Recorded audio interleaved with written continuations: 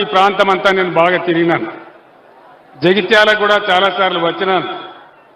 వరద కాలువ బాధ చూసి వరద కాలువను మన హయాంలో ఒక రిజర్వాయర్గా చేసుకున్నాం. దానిలో మత్స్య కార్మికులు బతికినారు, రైతులు బతికినారు.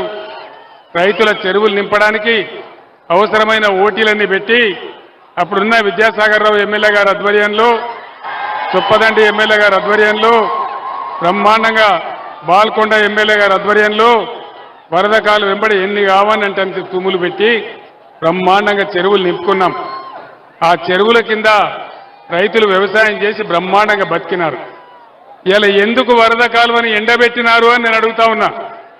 ఏ కారణం చేత ఎండబెట్టినారు? పంటలు ఎండబెట్టినారు, పొలాలు ఎండిపోయినాయి, రైతుల పొలాలు ఎండిపోయినాయి. దానికి ఎవరు బాధ్యులు? దయచేసి ఆలోచించాలని చెప్పి నేను కోరుతా ఉన్నా.